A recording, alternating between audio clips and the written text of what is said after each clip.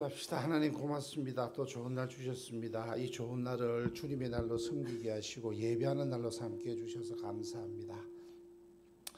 방금 우리 귀한 전사님 하나님 앞에 드려진 이 찬양이 우리의 신앙 고백이 되게 하시고 우리가 믿음 안에서 이 신앙 고백의 삶을 살아가는 저희들 되게 해주시기를 원합니다. 오늘 또 우리가 예배의 순서에 따라서 하나님의 말씀을 들으려고 합니다.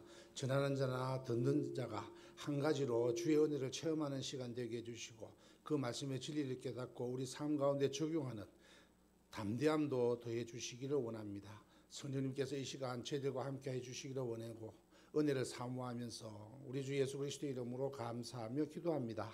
아멘. 사순절 기간을 지나가고 있습니다. 우리 개혁교회에서는 별로 그런 사순절을 중하게 생각하지 않습니다.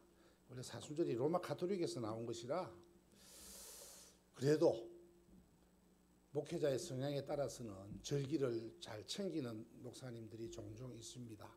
왜냐하면 절기에 어떤 의미를 부여하고자 하는 것이 아니라 이 절기를 통해서 다시 한번 그리스도를 찾자라고 하는 거죠. 그리스도를 기억하자라고 하는 겁니다. 특별히 이 사순절 기간 이제 2주 남았습니다. 이 사순절 기간 동안에 오늘 제가 순서가 되었기 때문에 본의 아니게 조금 그리스도의 고난에 대한 이야기를 좀 하고 생각해 보고자 해서 오늘 본문을 선택을 했습니다. 이사야 57장 원래 3절부터 7절까지의 말씀이거든요. 그래서 오늘 7절 말씀을 통해서 입을 열지 아니했다라고 하는 부분을 통해서 입을 열지 않으신 이유가 과연 무엇일까 한번 나름대로 생각해 보고자 했습니다. 혹시 여러분들 그 영화를 자주 잘 보시는 분들이 종종 있을 겁니다. 여러분들 어떤 장르의 영화를 좋아하십니까? 제가 오늘 여기 조금 이 말씀과 좀 이게 부합되는 영화를 하나 소개해 보고자 합니다. 주인공이 말 한마디도 하지 않는 영화가 있습니다.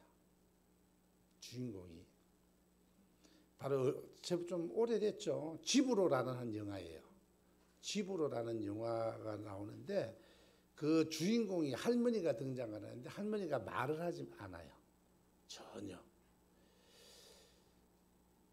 근데 그 할머니는 탤런트거나 배우가 아니에요. 실제 그 동네 사는 할머니를 캐스팅해서 영화의 주인공으로 삼은 거거든요.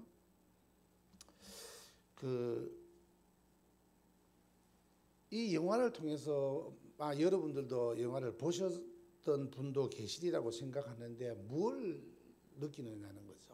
제가 영화를 보면서 또는 드라마를 보면서 제 주관은 역 스트레스를 받지 말자라고 하면서 영화나 드라마를 보는데 이게 영화나 드라마를 보면 괜히 스트레스를 받아요. 원래 그거 보고 즐기자고 보는 일인데 보면서 내가 열을 받고 말을 하고 그다음 열변을 토하고 내가 연출자가 되고 내가 작가가 되고 하는 경우를 종종 보게 된단 말이죠.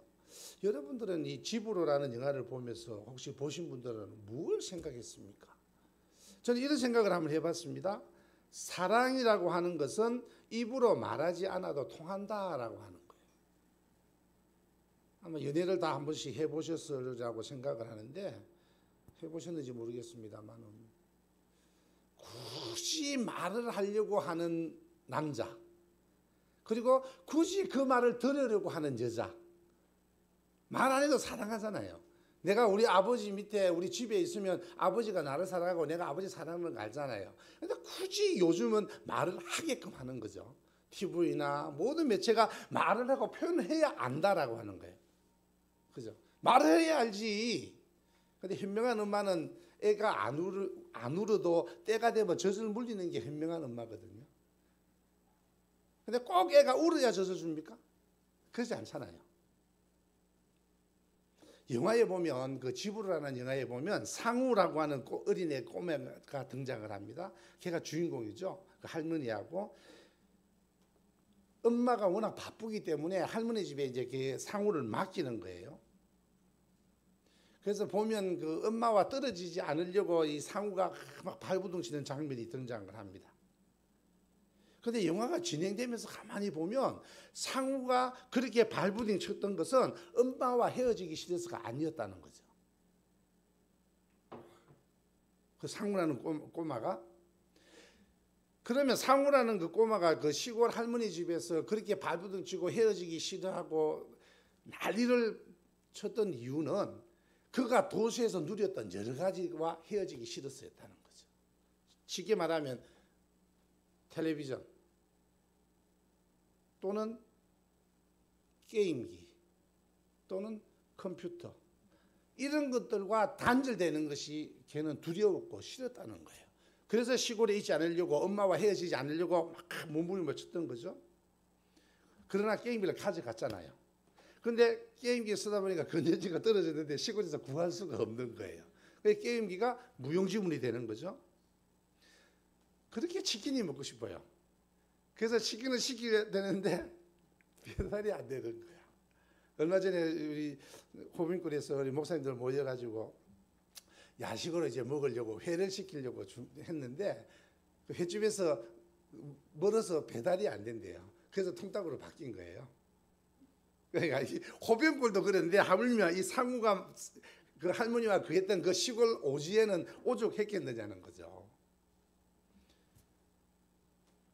그 엄마와 떨어지는 것과는 말도 안 되는 비교도 안 될 정도로 그 상우가 막 난리를 치는 장면을 우리는 화면을 통해서 보게 됩니다. 그런데 처음에는 이 시골이라고 하는 곳의 침묵과 이 상우가 잘 접목을 잘 못해요. 익숙치 않았어요. 근데 시간이 지나면서 할머니는 말도 못하지 안 하지, TV는 나오지 않지, 친구는 없지. 그 단절된 공간 속에서 이 상우가 서서히 그 시골의 침묵과 익숙해지는 장면을 보게 됩니다. 그러면서 말하지 못하는 그 할머니와 침묵으로 대화하기 시작합니다. 그 세상 우리 유행가라 그러죠. 눈으로 말해요라는 노래가 있죠. 눈으로 말해 보셨습니까? 눈으로 말해요. 이 상우는 할머니와 눈으로 대화하기 시작했다는 거죠. 나중에는 이 할머니하고 눈으로 말하지 않아도 사랑을 나누는 사이가 됩니다. 진심으로 이 할머니가 자기를 말을 하지 않는데 나를 사랑하는구나 이 상우가 느끼게 되는 거예요. 상우도 말하지 않고도 눈으로 그 할머니에게 표정으로 눈으로 사랑을 고백하는 장면을 우리는 영화를 통해서 보게 됩니다. 과연 이 영화의 작가는, 이 영화의 연출자는 저와 여러분 현대를 살아가는 우리에게 무엇을 말하려고 이 영화를 만들었을까? 대화 없이도 사랑할 수 있다. 말로 하지 않아도 사랑한다라고 하는 것을 보여주고 싶지 않았을까? 사랑이라는 것이 굳이 말로만 하지 않아도 침묵만으로도 얼마든지 알 수 있다라고 하는 것을 우리에게 역으로 말해주고 있는 것이 아닌가. 아마 모르기는 몰라도 우리가 같이 이 지금 공간 안에서 저와 여러분이 나가지 않고 여기 있는데 말하지 않고 하루 종일 그냥 서로 멀뚱멀뚱 얼굴만 바라보고 시간을 보내라라고 하면 참 어색할 거예요. 우리 목사님들도 모이면 때로는 말없이 침묵할, 그다가 뭐 합니까? 시간 지나면 이제 이거 붙들고 있는 거죠. 다. 그죠? 이거 붙들고 이제 다 나름대로 이거 붙들고 작업을 하는 거예요.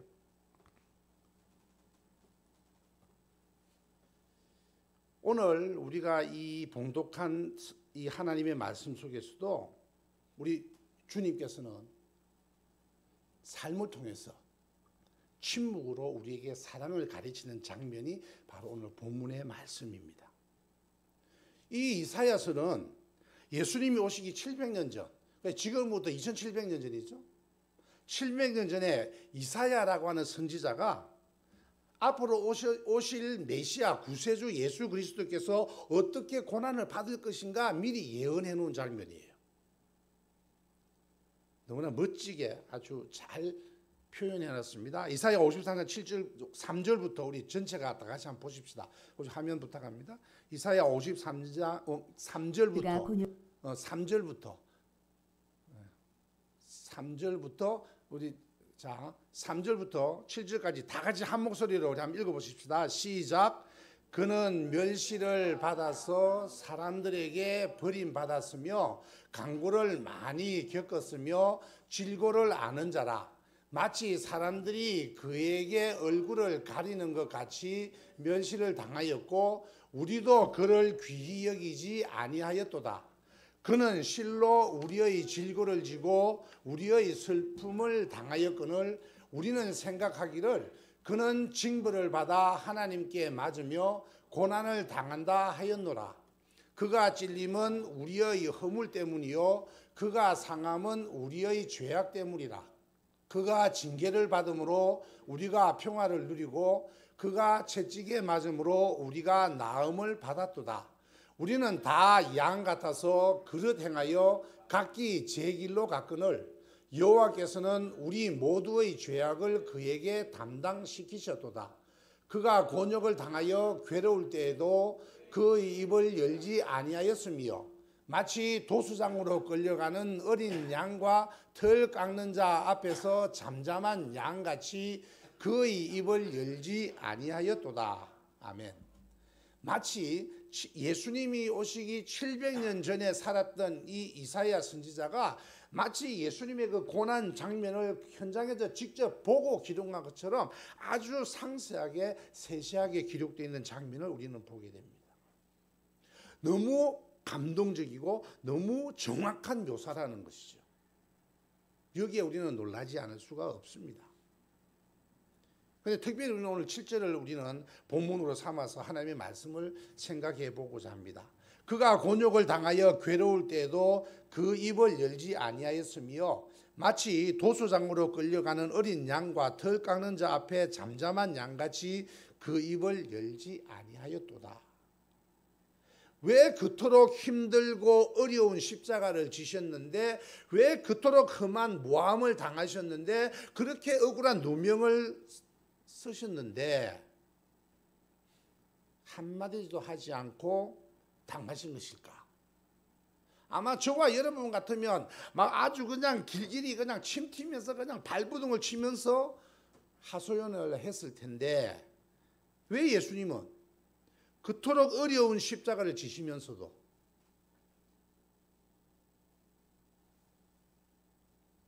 마치 도살장이죠. 도수장이라고 표현되어 있는데 도살장으로 끌려가는 어린 양, 털 깎는 자 앞에서 잠잠한 그 어린 양같이 그 입을 열지 않았을까? 아마 모르기는 몰라도 무척 괴로웠을 것입니다. 십자가 무게가 얼마냐? 인터넷 아무리 검수해도 무게가 나오지 않습니다. 알 수가 없어요. 그런데 자기 체중보다는 많다라고 이야기를 합니다. 제가 뭐 88kg 나가니까 제가 13kg 줄였어요. 많이 뺐죠. 88kg 나가는데 88kg면 살 한 가마보다 8kg가 더 있는 거죠. 그럼 그 나무를 메고 형장으로 간다. 참 모르긴 몰라도 엄청 힘들었을 거예요. 그냥 맨몸으로도 힘든데 아마 저와 여러분이 80kg를 맸다고 생각하십시다. 자기 몸무게만큼의 짐을 메고 간다고 생각해 보십시다. 가능하겠죠. 근데 예를 들어서 그 몸이 채찍에 맞고 피가 낭자고 온몸에 상처투성이 때는 상황이 달라진다라고 하는 거예요. 모르기는 몰라도 아마 무척 괴롭고 힘들고 아팠을 겁니다. 그래서 우리가 그냥 한 대 맞아도 아픈데 그 당시에 채찍은 로마의 채찍은 채찍이 그러니까 먼지털이처럼 생겼어요. 그리고 그 끝에는 이 고리가 이렇게 나와 있어요. 그 채찍 끝 안에는. 그래서 때리면 등에 때리면 이게 몸에 박혀서 당길 때 살까지 찢어지는 채찍이에요. 그냥 우리가 말하는 일반 말채찍이나 이런 팽이 칠 때 채찍처럼 일반 총체만 있는 것이 아니라 그 끝에 이게 바늘 같은 것들이 고리가 있어서 사람의 살을 뜯어내는 그런 채찍이었어요. 그걸 39대 맞았으니까 얼마나 아프겠습니까? 거기에다가 그 무거운 십자가를 지고 골고다라 향해 가시는 예수님 얼마나 힘들었을까요? 얼마나 아팠을까요? 뭔가 한마디 하고 싶지 않았을까요? 지금 같으면 아마 모르긴 하는데 저와 여러분이 아마 그죠? 구련의 시몬도 지금 같으면 핸드폰으로 그거 찍어갖고 인터넷에 아마 자기 올렸을 거예요. 그죠? 그 예수님의 표정 무슨 말을 할까? 그 음양, 그 현 상황 사실 음양을 다 담았어 했을 거라고요. 그런데 예수님은 한마디도 하지 않으셨다는 거죠.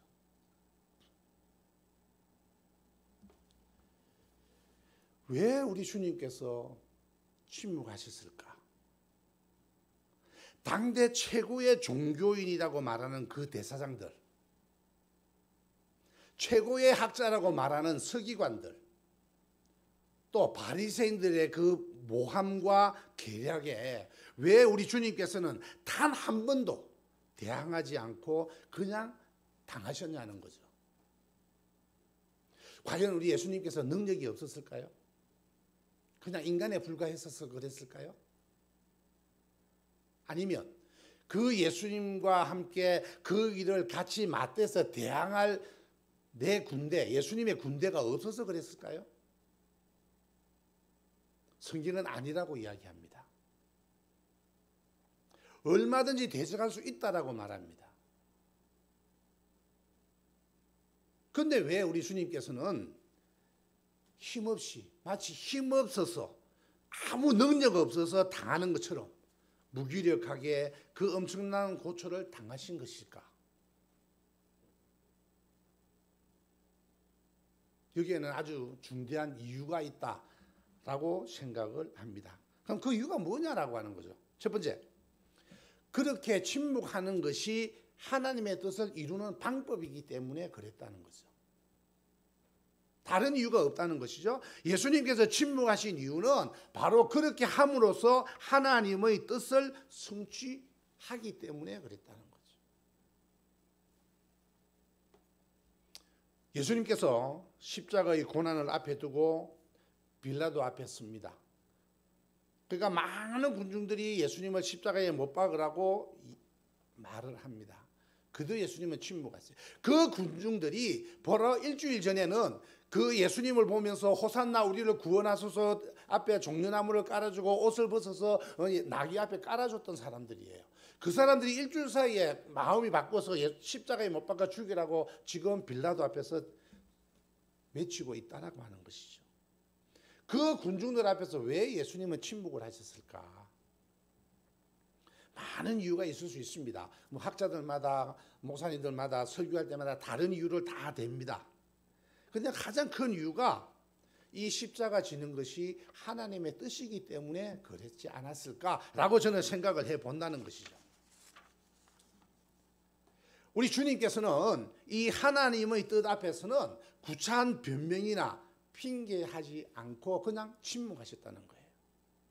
그래서 오늘 이것도 우리 본문 뒤에 이사야 50장 10절에 보면 여호와께서 그로 상함을 받게 하시기를 원하사 질고를 당케 하셨은즉 그 영혼을 속건 제물로 드리기에 이르면 그가 그 시를 보게 되며 그 날은 길 것이요 그의 손으로 여호와의 뜻을 성취하리로다라고 하는 말씀으로 기록되어 있습니다.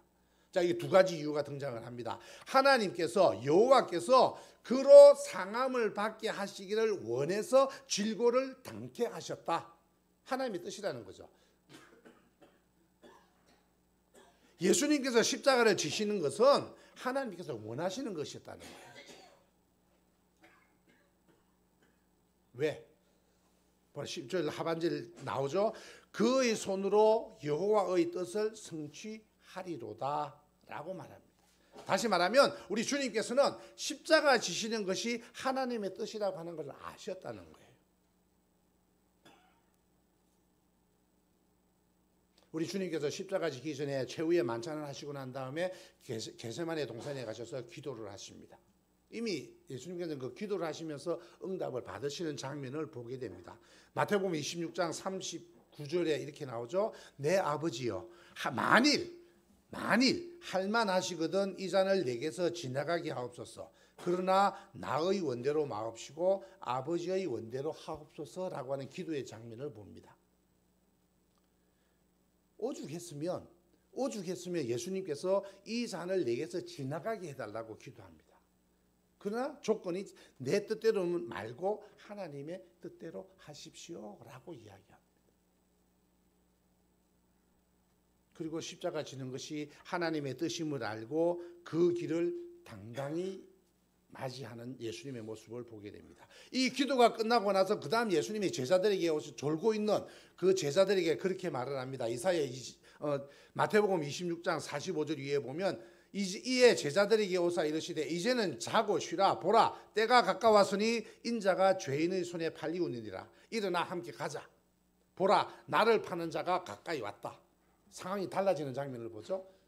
기도하면서 이 잔을 내게서 좀 지나가게 어떻게 안 되겠습니까? 하나님과 좀 하지만 하나님의 뜻임을 깨달은 예수님께서는 자 이제 가자. 당당하게 그들을 향해서 나아가는 예수님의 모습을 보게 됩니다.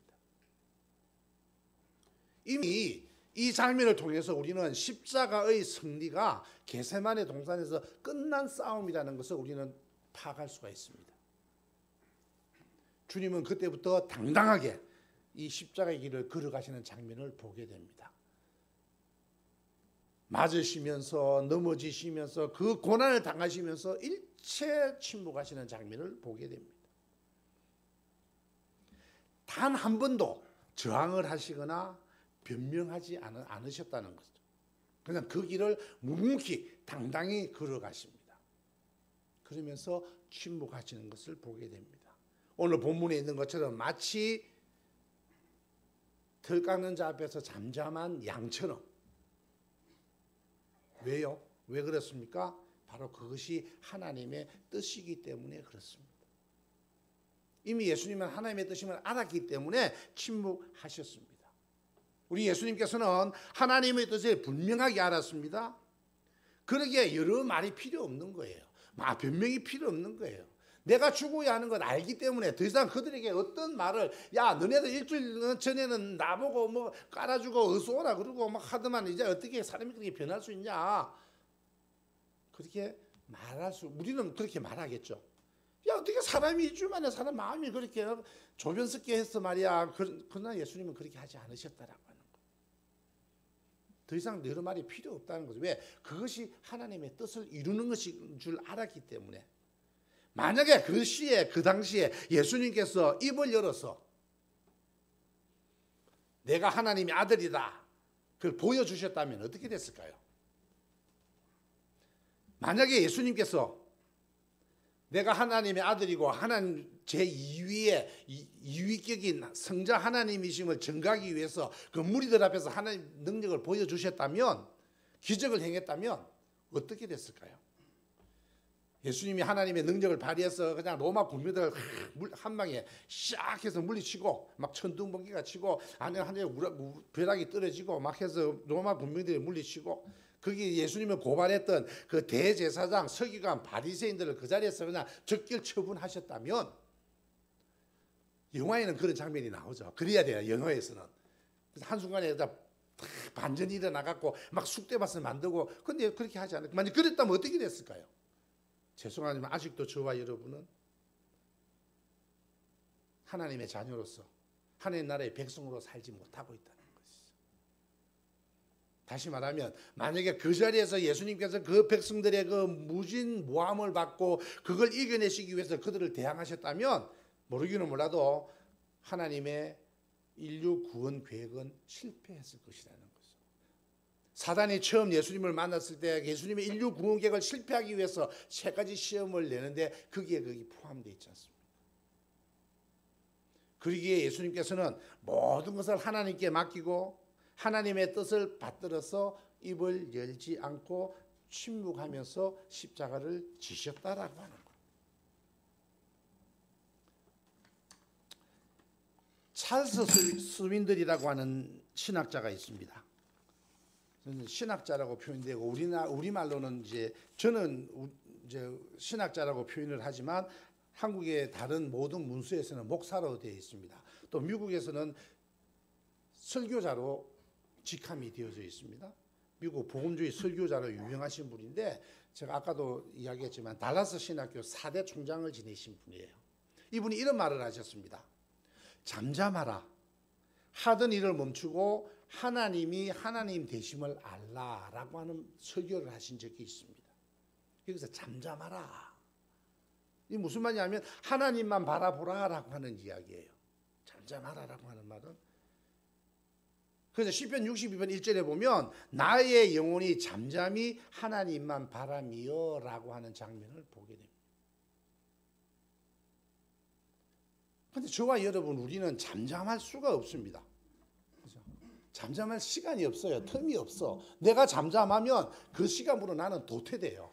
본의 아니게 누명을 덮어 쓰게 되고 본의 아니게 나는 도태되게 되고 나락으로 떨어지게 되어 있는 게 지금 현재 살아가는 우리 삶의 형태라고 하는 거죠. 어떻습니까? 과연 우리는 침묵하고 살아갑니까? 잠잠하고 하나님만 집중합니까? 우리 하나님께 집중하지 못하는 여러 가지 많은 것들이 있습니다. 많은 것들이 존재합니다. 우리가 집중하지 못하게 한다는 거죠. 왜? 지금은 나를 나타내는 시대이기 때문에 그렇죠. 나를 나타내는 시대예요. 나를 통해서 남을 나타내는 것이 아니라 나를 나타내는 시대이기 때문에 그렇습니다. 과연 그럴까요? 과연 그렇습니까?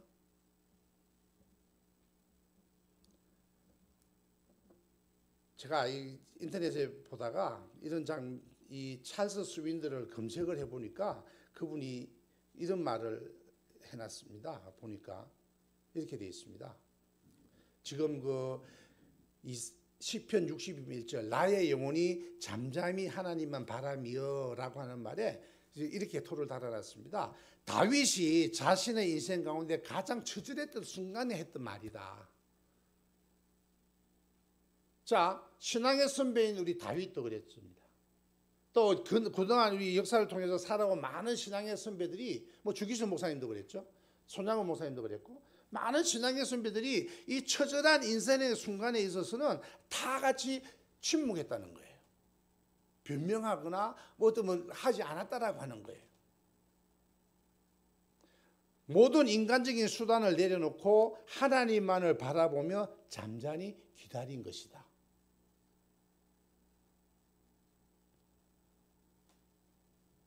하나님을 바라보는 영혼의 태도가 잠잠이다. 저와 여러분이 하나님을 바라보는 영혼의 태도가 잠잠이라는 거예요. 모든 신경을 하나님께 집중하여 하나님의 뜻과 계획에 면밀히 귀를 기울이기 위해서 취해야 할 태도가 잠잠이다. 모든 신경을 하나님께 집중해서 하나님의 뜻과 하나님의 계획에 면밀하게 귀를 기울이기 위해서 취해야 할 태도가 잠잠이라고 하는 거예요. 또 내 자신의 모든 생각과 행동을 멈추면서 하나님께 집중하는 것이 잠잠이다. 우리는 내 일도 하고 하나님도 하려고 하지만 하나님은 그렇지 않다는 거죠. 나의 모든 것을 내려놓고 스톱하고 하나님께만 집중하라라고 하는 거예요. 이것은 수동적인 기다림이 아니라 하나님을 신뢰하면서 하나님께서 하실 그 일에 대해서 기대하며 바라보는 것을 말한다. 여러분 어떻습니까? 수동적인 아무것도 할 수 없는 상황에서 견디는 것이 아니라 내가 긍정적으로 내가 스스로 원해서 안 하는 거예요. 다시 말하면 할 수 있는데도 안 하는 거죠. 할 수 있는데 안 하는 거예요. 예수 믿는 사람들은 누구보다 술을 잘 마셔야 되고 담배를 잘 피워야 됩니다. 그럼에도 불구하고 하지 않는 거죠. 왜? 교회에 덕이 되지 않고 그리스도인의 모범이 되지 않기 때문에 하지 안 하는 거예요. 그래서 세상에서 많은 사람 직장 다니거나 만나면 술 안 먹지, 담배 안 먹지, 쾌락 이런 거 안 찾아다니까 도대체 예수 믿는 사람은 무슨 재미로 사냐 그러잖아요. 그래서 저는 제가 만나면 그런 이야기를 합니다. 저도 때로는 교회 밖에 일을 할 때가 있는데 하면 그렇게 말합니다. 도대체 예수 믿는 사람은 술 안 먹고 담배 안 마시고 무슨 재미로 사냐. 끊어봐. 교회 나와봐. 술 안 마시고 담배 안 마셔도 사는 재미가 얼마나 좋은지 한번 끊어봐. 마시지 말고 끊어봐 라고 이야기할 때가 있습니다. 여러분 수동적인 기다림이 아니라 하나님을 신뢰하기 때문에 하나님께 무엇을 하실까? 하나님이 하실 일을 기대하면서 바라보는 것이 하나님께 집중하는 거라는 거예요. 그때 비로소 보여진다는 거죠. 뭐가 보여집니까? 하나님의 뜻과 하나님의 계획이 보여진다라고 이 찰스 스윈들이라고 하는 이 달라스 신학자가 그렇게 말씀을 하셨다는 거예요. 자, 우리 다시 한번 생각해 보십시다. 예수님께서 그 어려운 고난과 이 환경의 여건 가운데서도 침묵하신 이유가 뭐냐? 바로 그게 하나님의 뜻이기 때문에 그랬습니다. 세상은 못 알아듣습니다. 아무리 해도 못 알아들어요. 그러니까 주님은 잠잠하실 수밖에 없었습니다. 세상은 저와 여러분이 전하는 진리를 못 알아듣습니다. 깨닫지 못합니다. 그렇기 때문에 우리의 믿음을 때로는 미쳤다, 예수 믿는 사람 미쳤다라고 말하는 거예요. 뭐 그 정도까지 뭐 굳이 그렇게 해야 되냐? 성경에 술 마시지 말라는 말 없지 않느냐? 성경에 담배 피지 말라는 말 없지 않느냐? 그렇게 토를 달면서 우리를 회유하고 우리를 유혹합니다. 그러니까 그게 자기 뜻대로 자기들 그 요구에 안 따라주니까 예수 믿는 사람을 비판하고 또는 때로는 핍박하는 사람도 생긴다는 겁니다. 왜? 그들은 모르기 때문에 그렇습니다. 그러기에 우리는 거기에 굳이 변명하고 또 그들의 모함과 비판과 핍박을 모면하려고 피하려고 할 필요가 없다라고 하는 거죠. 때로는 이해하지 못하는 그들을 위해서 침묵하는 것이 유명한 해결책이기도 합니다. 그래서 진리는 이해되어지는 것이 아닙니다. 진리는 믿을 대상입니다. 우리가 이 세상을 살아가면서 우리가 이해 안 되는 부분들이 참 많습니다. 제가 언젠가 지나가면서 이야기를 한번 했죠. 이 지구가 견딜 수 있는, 사람을 수용할 수 있는 인구가 35억 분이 안 된답니다. 근데 지금 75억이 삽니다. 그래서 지구는 자기가 생명을 연장하려고, 자기가 견뎌내려고 여러 가지 많은 일들이 일어나는 거예요. 그게 기후 변화이기도 하고 때로는 흑사병이나 이런 자연재해 같은 것들이, 그래서 지진 같은 것, 이런 것들이 그래서 생긴다는 거예요.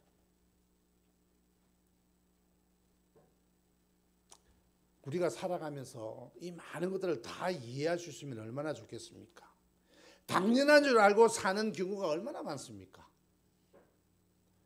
나는 제가 뭐 직접 겪지는 않았습니다. 제가. 근데 이 우리 자매님들 중에 우리 사모님들은 아마 겪어보셨을 거예요. 우리 사모님한테 하나 물어봅시다. 우리 사모님 두 분 중에 물어볼게요. 우리가 태중에 있을 때 양수 속에 있죠. 그죠? 양수 속에 있잖아요. 그러면 그 아이가 양수를 먹어요, 안 먹어요? 안 먹죠. 그러면 그 아이가 그 양수 속에서 변을 보고 오줌을 쌉니까? 어떻습니까? 아니면 안 살까요? 먹는 게 없어서? 그러면 그 양수가 그 태속에 있는 아기의 코로 들어갈까요? 안 들어갈까요? 참 신비한 사건 아니에요? 이게?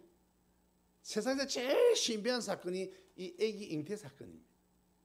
그런 과정을 거쳐서 저와 여러분이 이 세상에 지금 있다는 거예요. 하나님께서는 저와 여러분이 진리 가운데 있기를 원하신다는 거죠. 그 진리가 진짜냐 가짜냐 논쟁을 원하지 않습니다. 그 진리에 대해서 불평하거나 불명하거나 그걸 원하지 않아요. 저와 여러분이 침묵함으로 하나님의 음성을 들을 필요가 있습니다.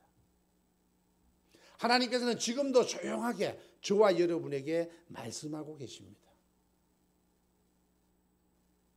그런데 우리가 침묵하지 않으면, 저와 여러분이 자꾸 떠들면 하나님의 음성은 들리지 않습니다. 여러분 엘리야를 보십시오. 나 이제 그냥 데리고 가십시오. 이제 더 이상 힘들어서 더 이상 못해 먹겠습니다. 요즘 우리말로 합시다. 나 더 이상 이제 못해 먹겠습니다. 내가 이제 쟤들 다 때려 붙이고 내 이겼지만 내가 죽인다는데 나 위험해서 나 이제 이만할 때 그냥 내가 이 위치에 있을 때 하나님 나 좀 데리고 가십시오. 그렇게 이야기를 하잖아요. 그래서 하나님 음성 들으려고 굴 밖에 나와서 보니까 그냥 태풍 폭풍이 막 몰아치고 그냥 여기저기도 꽝꽝거리고, 근데 하나님 음성이 들리지 않아요. 근데 아주 조용한데 세밀한 가운데 아주 세미하게 하나님의 음성을 듣게 됩니다. 저와 여러분이 침묵하지 않고 자꾸 떠들면 하나님의 음성은 들리지 않습니다. 우리가 너무 많이 떠들면 하나님께서 침묵하신다는 거예요. 그래서 우리는 침묵하고 잠잠히 하나님을 들을 수 있어야 한다라고 하는 거예요. 너무 말이 많은 시대에 저와 여러분이 삽니다. 너무 말이 많은 시대에. 그래서 서로가 모여 앉아서 있을 때 누군가 말을 하지 않고 누군가 뭘 하지 않으면 어색한 관계. 그냥 생각할 필요가 있습니다. 말하지 않고 한쪽에 있어도 그냥 말하지 않고 가만히 있어도 그냥 믿고 나아가는 관계가 되어야지 그 관계가 말하지 않으면 그 사이가 서먹서먹해서 뭔가 하려고 하는 어색한 관계는 되지 말아야 하지 않겠느냐는 거죠. 혹시 하나님과 우리와의 관계가 그런 관계면 내가 하나님 앞에 말없이 잠잠히 내가 상황 가운데 가만히 있어도 하나님과 내가 교제가 되어지고 교류가 되어져야지 굳이 내가 뭐 말을 하고 하나님 어쩌고 저쩌고 내가 뭐 노래를 흥얼거리고 무슨 성경을 보고 그게 아니라는 거죠. 그냥 하나님 앞에 내 모습 그대로 가만히 있는 것. 그것이 하나님과 나의 교제가 되어야 되고 나의 믿음이 포문이 되어야 된다는 것이죠. 기억하십시오. 우리 주님께서는 저와 여러분을 사하기 위해서 우리의 죄를 위해서 십자가를 지시면서 침묵하셨습니다. 말하지 않으셨습니다. 그 침묵한다라고 말하는 의미 속에 아까 찰스 스윈들이 말한 것처럼 잠잠한다, 하나님께 집중한다라고 하는 의미예요. 그러면 우리는 많이 떠들기보다 많이 산만하기보다 많이 움직이고 많이 뭘 하기보다는 조용하게 침묵하면서 하나님을 집중하는 저와 여러분이 되는 이 사순절 한 주간이 되었으면 하는 바람입니다. 그런 믿음의 삶을 살아가시기를 우리 주 예수 그리스도 이름으로 부탁을 드립니다. 하나님 고맙습니다. 귀하고 좋은 날 또 우리 주의 말씀을 다시 한번 상고하는 시간을 가졌습니다. 우리 주님께서 십자가를 지시면서 침묵하셨습니다. 수많은 오해와 수많은 환경 여건 가운데서도 변명하지 않으시고 말없이 십자가를 지셨습니다. 심지어 빌라도가 진리가 무엇이냐 물을 때도 대답하지 않으셨습니다. 예수님께서 진리 그 자체이심에도 불구하고 우리는 또 다른 진리를 찾으려고 동분수저 바쁘게 돌아다니고 뛰어다니면서 움직이고 있습니다. 세상은 우리의 믿음을 이해하지 못합니다. 그렇기 때문에 거기에 다시 또 우리는 그들을 이해시키려고 여러 가지 많은 방법과 많은 것들로 또 수다스럽게 변명하려고 합니다. 이 시간 다시 한번 우리는 주님 앞에 고백합니다. 우리의 믿음을 아시는 하나님, 우리의 믿음이 하나님 앞에서 온전히 드려지는 하나님만 집중하는 그래서 그리스도의 십자가만 다시 한번 묵상해보는 한 주간이 되게 해주시기를 원합니다. 그래서 이번 한 주간을 통해서 다시 한번 십자가 지신 예수 그리스도를 기억하고 하나님의 놀라운 사랑을 체험하는 저희들이 되게 해주시기를 원합니다. 우리 주 예수 그리스도의 이름으로 감사하며 기도합니다. 아멘.